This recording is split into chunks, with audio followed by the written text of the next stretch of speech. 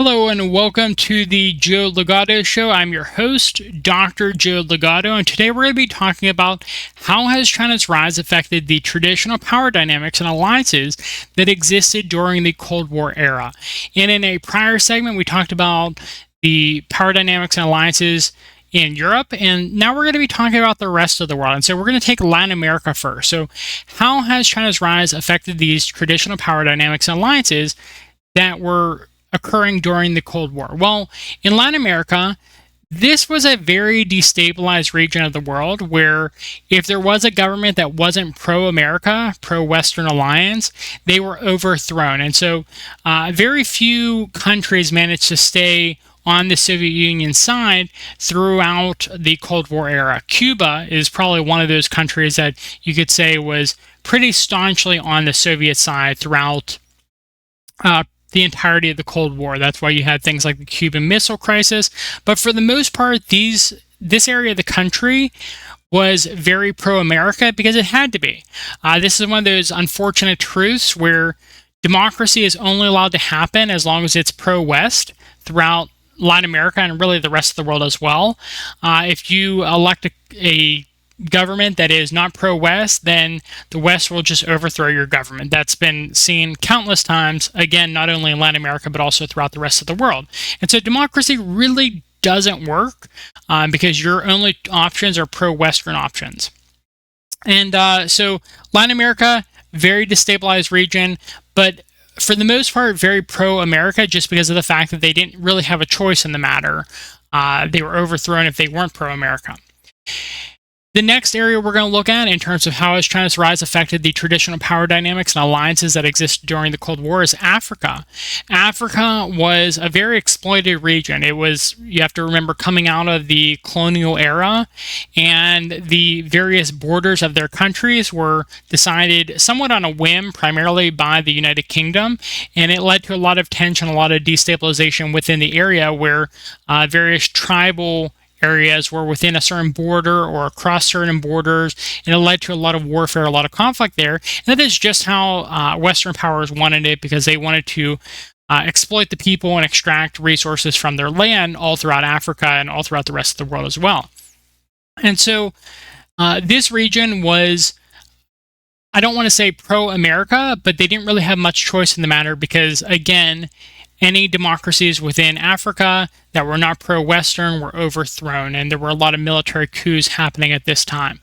Something that should be said is any historical allies of the Soviet Union seem to be inherited by the Russia-China axis now, and so that's one of the benefits. People typically talk about China being the dominant partner in this alliance between Russia and China, but in actuality, Russia is bringing a lot of historical ties, a lot of historical significance throughout the post-colonial era that occurred during the Cold War time period. And so these African alliances that the Soviet Union had are being inherited by not only Russia but also China because of that entire axis there. And so Africa is changing.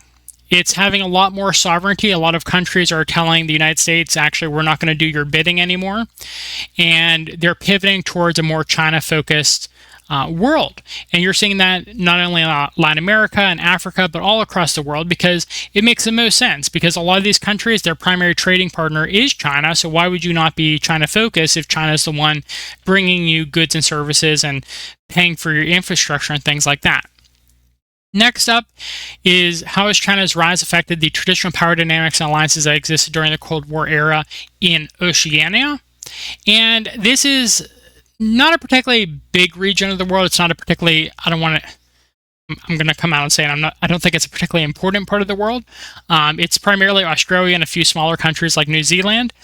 And Oceania is a part of the world that, yes, it has some importance in terms of trade routes and things like that, but it's outside of most of the major trade routes in the world. And so there is the possibility for these countries to be somewhat naval mercantile powers, but they're not overly significant to the grand scheme of things. And unfortunately, Australia and New Zealand, they are Anglo-cultural countries, and so they've inherited a lot of the historical ties to Western powers that they had during the Cold War, and they've maintained those alliances. Again, I've talked about this in prior segments, but it makes a lot of sense for Australia to be very close to China, but for some reason, maybe due partially to racism or partially to its Anglo culture, but it's not willing to pivot towards China, even if it would be beneficial for Australia and a lot of these other countries in the Oceania region.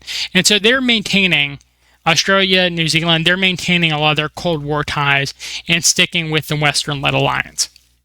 Next up, how has China's rise affected the traditional power dynamics and alliances that exist during the Cold War era in the Middle East? Well, the Middle East is very staunchly going in the direction of China. I've talked about this in prior videos, but Iran wanted to balance between the two sides and hopefully get the benefits of both. But United States and Western allies have shown Iran that you can't keep deals with Western powers. They don't negotiate. They don't maintain their deals. They're not people of their word.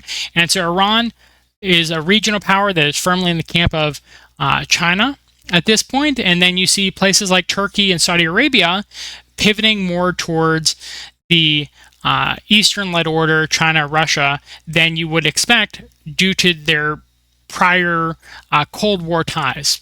The petrodollar in Saudi Arabia was a huge deal, and so Saudi Arabia was heavily tied to the United States, and Turkey was a major power in their region of the world, and they were heavily in contention with the Soviet Union because of historical antagonism they had with Russia.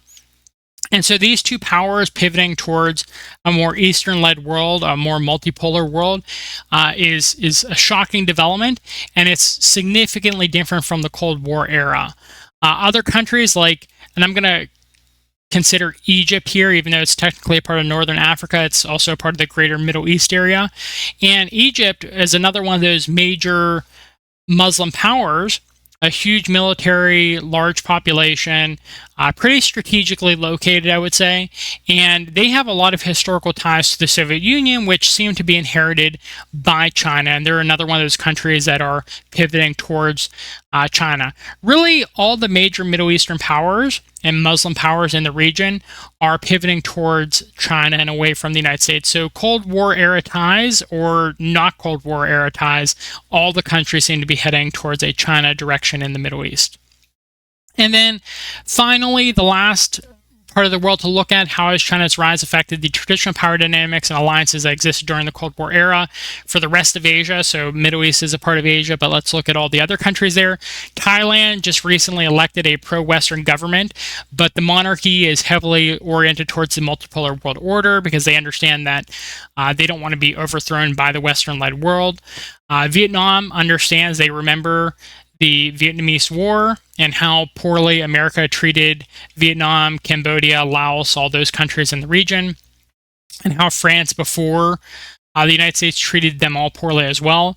And so they remember that, and they're more aligned with China, despite having some fear, some hesitancy of a major power right next to them. They are aligning more with China. And then you see places like Indonesia getting a lot of infrastructure from China, making a lot of trade deals with China. Indonesia is a huge country in terms of population, and it's more strategically located than I would say a lot of the Oceania countries.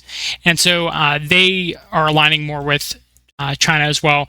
But there were anti-communist massacres and things like that in places like Indonesia during the Cold War, and so they, I would say, were more aligned with the Western camp, at least at certain points in time, and yet they've pivoted away and pivoted more towards China. And so you're seeing all across the world, Thailand, Vietnam, Laos, Cambodia, Indonesia, obviously Russia. I mean, Russia is, you can consider that either a European power or an Asian power. Most of the landmass is actually technically in Asia, and they've obviously pivoted towards China. Their kind of schism, their grudge over different ideological beliefs about communism has ended, and Russia and China have made amends, and that's a difference compared to the Cold War.